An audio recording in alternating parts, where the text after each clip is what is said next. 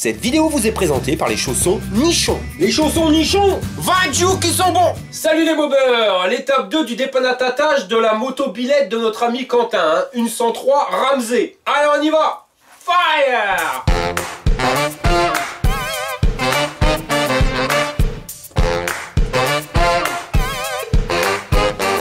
Allez, l'heure d'essayer la Mountain Boots, la chaussure pour mettre de boost. Ouais, ça va pas la Mountain Boots, il te faut un chausson nichon. Tu crois? Bah, ça t'étonne. Les chaussons nichons, à fond les ballons.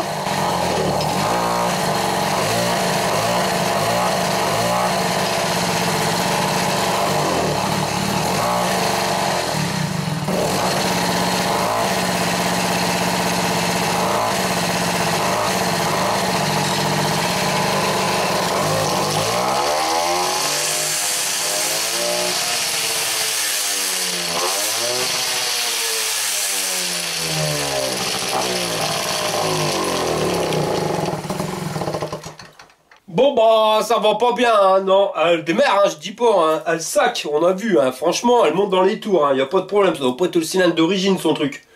Mais dès que tu coupes le starter, bon bah ça s'éteint.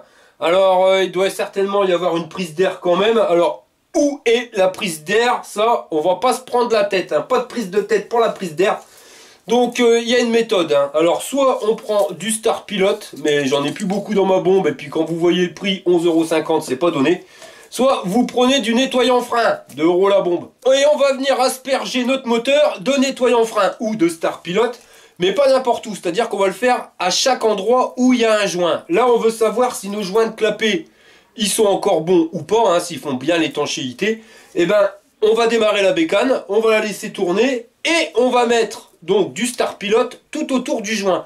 Comme ça, si jamais il y a une prise d'air, s'il y a une prise d'air, c'est quoi? Eh ben, c'est que le moteur, il aspire, donc il y a une petite fuite, il va aspirer de l'air là où il y a le trou. Donc si c'est au joint de clapet, il va aspirer l'air, donc ça aspire l'air, il y a moins d'essence, donc ça marche pas bien, ça s'éteint.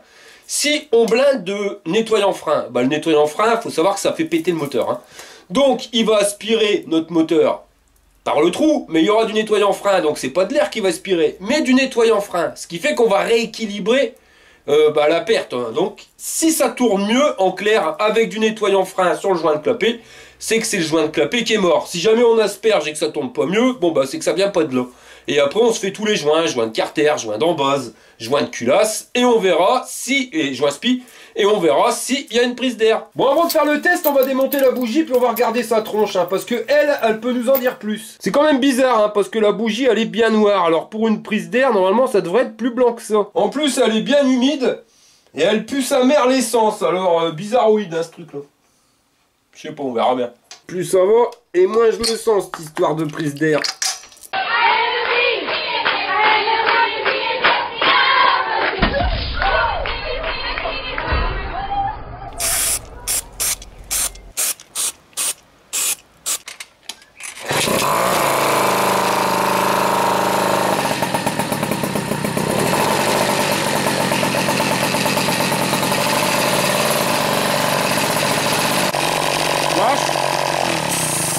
Ah bah j'ai pas appuyé pourtant, gars. Lâche.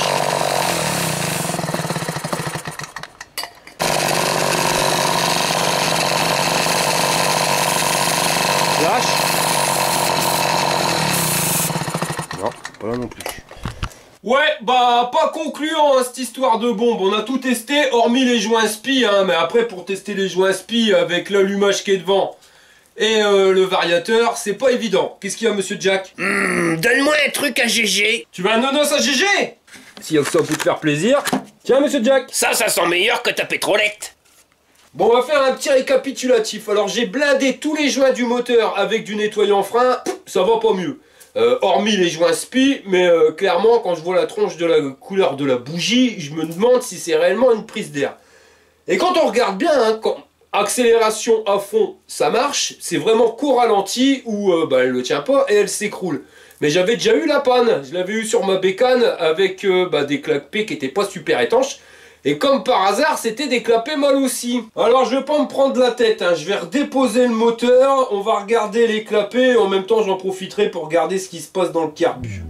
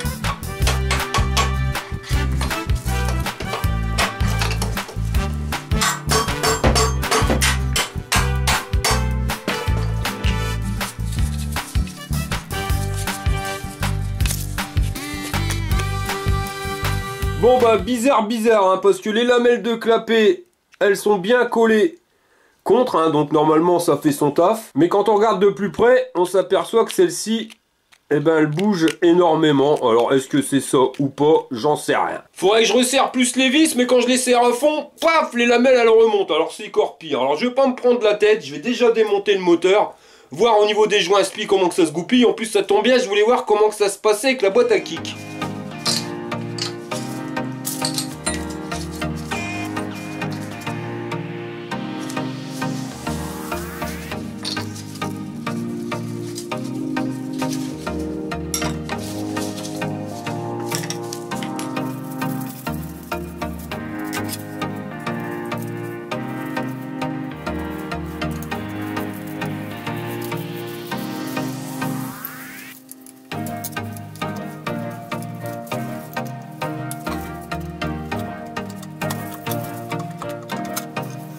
Là voilà la fameuse boîte à kick de chez Ramsey. Alors franchement, la classe à Paname, hein.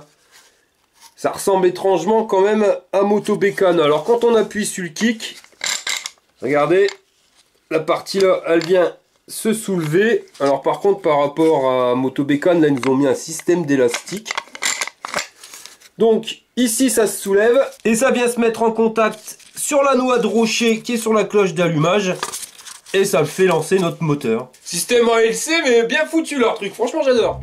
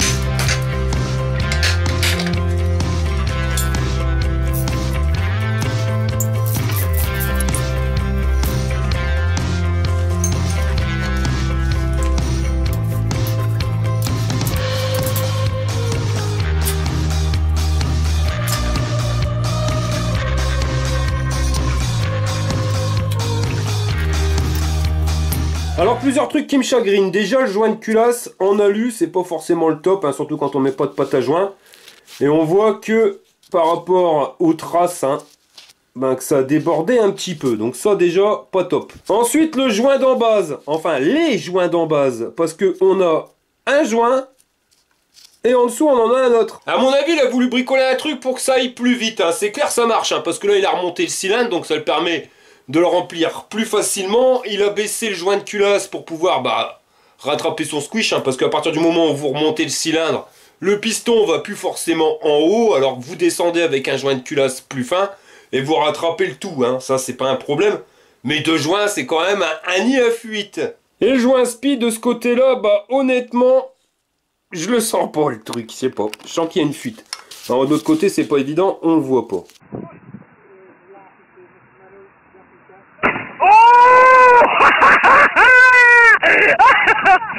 Bon, on va pas se prendre la tête, hein. J'ai mis le bas moteur dans mon étau, je vais venir le remplir directement d'essence et on verra bien s'il y a un joint spi qui fuit. Pendant ce temps-là, on va vérifier le reste. Alors le cylindre, il a l'air propre, hein. On voit qu'il est pas tout neuf, mais bon, il n'y a pas de traces dedans, il n'y a pas de cratère, tout va bien. Le piston, c'est pareil, hein. Bon, ça, c'est pas une griffure, hein. C'est directement une trace. Certes, il est cradingue, mais il peut encore faire des kilomètres. Par contre, on va vérifier sa segmentation. Le premier segment, nickel chrome, hein, comme on peut le voir, le jeu est vraiment minime. Et le deuxième, c'est exactement la même chose. Donc les segments, ils sont bons. Par contre, les gorges du piston, elles sont vraiment remplies de merde, hein, comme vous pouvez le voir. Donc ça, je vais le nettoyer. Alors quand j'avais fait le tuto sur le décalaminage de la culasse avec du WD-40, vous avez été nombreux à me dire, non, il n'y a rien de mieux que le pétrole désaromatisé. Bon, on va essayer. Donc ça, c'est le piston avant. Je mets du pétrole désaromatisé dans mon gobelet. Et je viens foutre le piston dedans. On met jusqu'en haut. Voilà.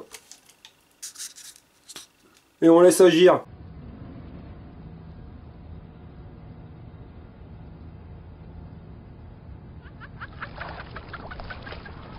Bon, j'ai laissé agir une nuit, hein, et là on va s'apercevoir que son moteur, il fuit comme une passoire, hein. Je crois qu'il lui faudrait une ténor, hein, les couches pour fuite urinaire. Le joint spi côté allumage, il est nickel chrome, hein. De toute façon, s'il est cradingue, on va le voir, ça va briller un petit peu, il y a de l'essence qui a passé à travers, et là comme on peut le voir, c'est sec de chez sec. Par contre de l'autre côté, c'est pas noyé, mais c'est pas sec non plus, hein. Comme on peut le voir, ça sointe légèrement. Donc là, le joint spi commence à en avoir plein le dos. Mais le top du top, je te le montre. Accroche ton slip, je perds. Regarde le joint d'en base. Il fuit de chez il fuit. Alors, on voit pas tellement bien à cause de la lumière. Si je rajoute de la lumière, ça se voit un petit peu mieux. Vous voyez, là, il brille à mort, hein. Quand on regarde de l'autre côté, là, vous voyez, cette partie-là, elle est bien sec, hein. Donc là, ce côté-là, c'est bon. Mais ici, c'est vraiment pas bon, hein. Plus quand on touche, on le sent, hein. Et puis je suis vraiment un gros boubours, hein, parce que quand j'ai fait les tests avec la bombe, j'ai testé le joint de culasse, j'ai testé le joint d'en base, mais j'ai pas testé le joint de carter, hein, directement, ni les joints spi. Bon, les joints spi ça va encore, mais j'aurais mis un coup de bombe sur le joint d'en base, le moteur aurait tourné mieux et on l'aurait vu tout de suite. Chez nous, c'est ce qu'on appelle un boubours. Donc pour le moment, on peut dire sur sa bécane, il y avait deux pannes. Il y avait les clapets qui allaient pas bien, hein, ce qui faisait que ça refoulait, hein, le moteur il recrachait, on le voyait directement avec la sortie du carbu au niveau du cornet où il y avait plein d'huile, donc ça c'était une panne. Mais on a aussi une deuxième panne, c'est au niveau du joint d'en base et une partie du joint spi, où là il y a une prise d'air. Alors ce qui est surprenant, c'est quand même la couleur de la bougie, parce qu'elle est bien noire. Et noire de chez noir, hein, normalement ça aurait dû être un peu blanc avec une prise d'air pareille. J'aimerais bien voir le gicleur qu'il nous a mis sur son carbu, hein, parce que pour que ça soit noir comme ça, il a dû nous mettre un gicleur de 98012. Donc ça on va regarder après. Pour le moment je vais démonter le moteur complètement, ça sera déjà ça de fait. Je vais vider l'essence dans mon bidon, hein, comme ça je m'en resservirai pour pouvoir nettoyer son moteur, hein, parce que comme par hasard on m'a filé un moteur qui est vraiment cradingue de chez cradingue, encore une fois. Bon allez, c'est parti pour un bon démontage. On va déjà démonter sa boîte à clapper. Je vais utiliser ça, j'irai un peu plus vite. Alors je prends pas la clé choc de chez Lidl, hein, ça va taper trop fort. Voilà. Hop. Ça va quand même nettement mieux. Surtout pour passer dans les coins et ratacoins comme là. Hop. Et voilà le travail. En 2-2. Voilà, c'est pareil. Aussi, il nous a mis 2 joints. Je sais pas s'il a mis 2 joints. Je dirais plutôt qu'il avait la flemme d'enlever les anciens et leur avait remis un joint au-dessus. C'est plus rapide. Bon, moins bien, mais c'est plus rapide.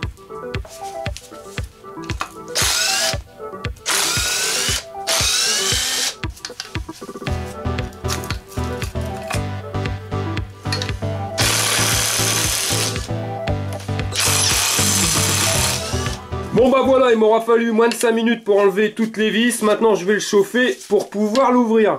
Chauffer un moteur plein d'essence, ça risque d'être drôle. Compte, t'aurais pu le nettoyer ton moteur avant de me ramener ta bécane, hein, Quentin. Dis ça bêtement, hein. Il souffle tout seul le moulin. Regarde, il n'y a même pas besoin de mettre un coup de maillet. Hallucinant. Ce moment de détente vous est offert Par les chaussons bonichons. C'est la fête aux cornichons. Jean-Claude. Beaucoup. Quand vous chauffez votre moulin comme ça, hein, chauffez pas partout. Hein, ce qu'il faut chauffer, vous voyez, finalement c'est l'emplacement là où se logent les roulements. Hein, donc là, hop, faire voir. Vite fait, vous chauffez le contour. Hein, pas besoin de chauffer ici. C'est vraiment uniquement là où je chauffe le roulement. Là, le roulement, on va le trouver ici tout le tour. Eh ben, je chauffe ici tout le tour. C'est bien beau de chauffer tout le tour, mais à un moment, faut y aller. Jean-Claude! Ouais. Ta gueule! Je dis plus rien. Bah, j'aurais peut-être dû attendre que l'essence elle s'évapore avant. Je fous le feu le baraque. Et voilà. Bon, ça y est, notre moteur est complètement démonté. Et là, on s'aperçoit qu'il y a même pas mal de mouches dans le kebab. Hein. Là, au niveau de la plaque qui se met devant les joints spi, si on regarde bien, alors c'est pas évident à bien coller, mais ici, ça remonte un peu. Elle est pas bien droite, elle est un peu tordue. Et après, à l'intérieur, je sais pas ce qui s'est passé. Donc là, il y a pas mal d'éclats. Hein. Ça ressemble à un morceau de segment qu'on aurait pété et qui serait mis dedans. Donc, à mon avis, le gazier, eh ben, il a déjà démonté. Alors, pas forcément Quentin, hein, ou peut-être le gars qui l'avait avant. Mais ce bas moteur-là, il a été démonté. Et ouais, c'est pas bien net. Déjà, on dirait qu'il est un peu tordu. Bon, à l'intérieur, après, il y a du brin. Là, comme vous pouvez le voir, donc c'est pris dedans. Là, on voit qu'il y a carrément une trace de rouille. Donc ça, s'il y a eu de la rouille telle quelle, vous voyez que ça a été pris dedans. C'est qu'à mon avis, ça refermait pas bien. Hein. C'est pour ça que le truc, il a pas dû... il était pas étanche en clair. Hein. Et à mon avis, son joint, il l'a pas changé. Hein. Comme il remet un joint sur un joint, il s'est pas pris la tête, le gars. Et il a remis l'ancien joint. C'est peut-être pour ça qu'on a une fuite. Et les joints spi, alors le premier, ça va. Nickel chrome, rien à dire. Par contre, le deuxième, là où la plaque est tordue, hein, eh ben, on voit clairement qu'il a été bricolé. Regardez là. On voit qu'il y a la lèvre du joint spi qui vient déborder sur le carter. Et on a ici aussi. Alors, je vais essayer de zoomer. Vous voyez là? Juste à cet endroit-là. Eh ben on voit bien que le joint spi, il a mal été positionné. Et pareil ici. Par contre le vélo, lui, il est nickel, hein, il n'y a pas de jeu dans la bielle, donc là ça bouge un peu mais c'est normal. Le jeu c'est comme ça qu'il faut le regarder, hein, dans le sens là. Et là on n'a rien du tout. Et pour revenir sur le carter, on s'aperçoit que là où il a été abîmé, hein, il y a les traces, donc pareil, hein, je suppose que c'est le segment. Bon, on s'aperçoit que ça a vraiment bien été abîmé. Alors c'est pas évident avec le caméscope, hein, mais regardez. Ici, on voit bien qu'il y a une surépaisseur. J'essaie de zoomer. Donc, on voit bien qu'ici, il y a une surépaisseur. Pareil ici. Et ça correspond pile poil à là où il y a des stars. Et ça, j'ai pas envie de le remonter tel quel, hein, parce que bah, ça va être un nid à fuite. Hein. Là où ça a été problématique, étrangement, c'est là où ça fuit. Alors, non, on va pas tenter le diable. Alors, en plus... Quentin, il m'a filé un bon moteur. Alors, j'oserais pas dire tout neuf, hein, le truc, mais il est certainement, peut-être, hein, ça on sait pas, moins abîmé à l'intérieur que celui-ci. Faudrait le démonter, hein, mais le truc, c'est qu'il est quand même plein de brins, hein, il est tout cradingue ton truc, hein, grand chef. Alors, j'ai une petite idée. L'article 21. En clair, ça veut dire, démerde-toi avec un brin, quoi. Voilà, c'est ça, démerde-toi avec ton brin. Puis ton brin, c'est le cas de le dire. Ouais, non, on va pas se prendre la tête, mon pote. De toute façon, ta mobilette, il va falloir que tu viennes la récupérer. Alors, on va faire un truc, je vais tout préparer avant. Et toi, bah, tu vas venir me donner un coup de main. Hein, t'as qu'à venir un samedi, tu passes au matin. On va se remonter ton moteur dans la journée. En plus, t'invites, hein, comme la dernière fois, je t'offre les frites. Et voilà, on le fera à deux, ça sera plus sympathique. Moi, franchement, honnêtement, j'ai pas envie de passer 3 heures à nettoyer ton truc. Tu le feras. Donc tu viens avec une bombe de nettoyant frein, balayer ta chiotte. Et roule ma poule. L'article 21, Quentin. Démerde-toi avec ta bras. Comme ça, on le remonte à deux, hein, et ça sera tout de suite plus rigolo. Ça va me permettre de rebondir sur un truc, hein, parce que vous êtes nombreux à me dire, mais pourquoi tu te mets à genoux dans ton garage? Parce que ouais, je suis à genoux dans le garage. Infos, cadeaux, nouvelles, jeux concours, bon plan, c'est l'espace abonné. Bah c'est pas par plaisir, hein, mais c'est tout simplement parce que j'ai plus de place, les mecs. Voilà, il y a même des bécanes qui dorment dehors. Je peux absolument pas mettre une table ici. Entre la bécane que je restaure, la mienne, ma remorque, l'ordinateur, enfin voilà, tout est là. J'ai pas de place du tout pour pouvoir travailler et y positionner une table. Idéalement parlant, je pourrais mettre une table là, mais après je peux plus circuler avec le caméscope, on verrait plus rien. Mais j'ai peut-être une petite idée. Si je dégage ma remorque ici, eh ben, je gagne une place phénoménale. Je peux mettre un plan de travail entre là, vous voyez, peut-être même là, hein, remonter le plan de travail le plus loin possible. Comme ça, je garde mon PC là pour faire les montages vidéo. L'écran qui reste ici. Enfin, l'écran, je pourrais le pousser un petit peu. Et comme ça, je garde tout ça comme place pour pouvoir positionner mon étau. Et là, je pourrais mettre un tabouret et bricoler tranquillement les moteurs. Mais il faut que je dégage la remorque. Pour ceux qui ont suivi les vidéos au début, hein, avant, il y avait un plan de travail qui était tout au fond. Donc c'était nickel. Mais je perdais une place de fou. Hein. Les bécanes qui étaient au fond, ben, je devais les avancer. Et j'avais de moins en moins de place. Alors que si je mets le plan de travail directement à la place de la remorque, et ben là ça se verra même pas. Et j'aurais gagné de la place. Bon alors je vais faire un truc radical, hein, en sachant que je vais pas me servir de la remorque road trip tout de suite. Ça c'est clair, cette année c'est mort. L'année prochaine ça m'étonnerait aussi. Déjà je vais commencer à faire des distances de plus en plus grandes, mais je peux pas partir en road trip tout seul, ça c'est clair. Ça c'est fini, je pense que je partirai plus jamais en road trip tout seul. Il y aura toujours une bagnole derrière moi, on sait jamais si jamais ça part en cacahuète que je puisse aller à l'hôpital assez rapido. Donc plus de partir à l'aventure tout seul. Donc la remorque road trip pour l'instant j'en ai absolument pas besoin, donc je vais pas me prendre la tête. Je la revends. Celui que ça intéresse, voilà la remorque, je l'avais payé je crois que je l'avais payé 100 balles. Eh ben, je vous la revends le prix que je l'ai acheté, en sachant que toutes les modifications qui sont dessus, c'est cadeau, je vous les offre avec. Hein. Je vous offre, même si vous voulez, je vous l'installe sur votre bécane. Voilà, prix coûtant, et même bien moins que le prix coûtant, 100 balles, et vous partez avec. Allez, tenez-moi en commentaire, vous me dites quoi, si ça vous intéresse. Comme ça, ça me permettra de travailler assis, puis à genoux.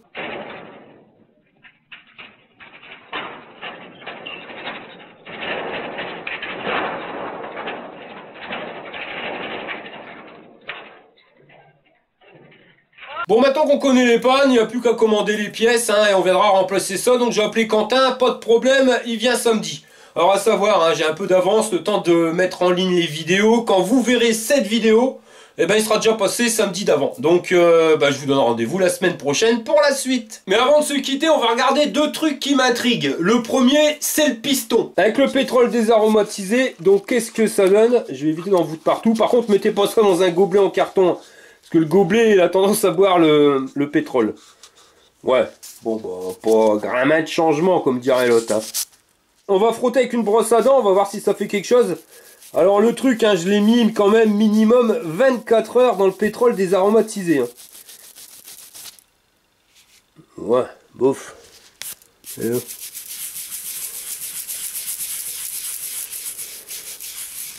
Bon, on va le mettre un peu plus longtemps, je crois, hein, parce que 24 heures, c'est pas suffisant. Hein. On va tenter, au pire, j'essaierai avec le WD-40. Hein. Mais il faut peut-être le laisser un petit peu plus longtemps quand même, hein, parce que regardez, il y a de la calamine sur les doigts sans forcément frotter. Et quand tu regardes, il y en a au fond du godet. Bon, allez, je réessaye 24 heures, je vous dirai quoi dans la prochaine vidéo. Et il y a un deuxième truc qui m'intrigue, il faudra m'expliquer, c'est la prise d'air. On m'a toujours dit, hein, j'ai toujours vu, une prise d'air, la bougie, elle est blanche. Bon, on l'a vu, là, il y a une prise d'air sur notre moteur. Regarde la bougie. Elle est noire comme le charbon. Alors je veux bien que maintenant avec l'essence, hein, comme il n'y a plus de plomb, ça colore beaucoup moins les bougies, ça je veux bien le comprendre. Mais quand même, quand on a une prise d'air sur certaines bécanes, on voit quand même que la bougie elle est blanche grisâtre. Là c'est noir, et en plus quand elle essayait de démarrer, là j'ai retiré la bougie. Enfin voilà, ça sentait l'essence à plein tube. Alors tu nous as mis un gicleur de combien mon pote Quentin? C'est un gicleur de 61. Ah, je comprends pas. sûr que je vois bien. Là, les gars, je vous jure, je deviens fou, je comprends. Mais alors, je comprends plus rien du tout. Parce qu'un gicleur de 61, c'est un point de moins que sur ma bécane. Après, j'ai exactement la même config. Hein. J'ai, à part la couleur, mais sinon, c'est le même pot.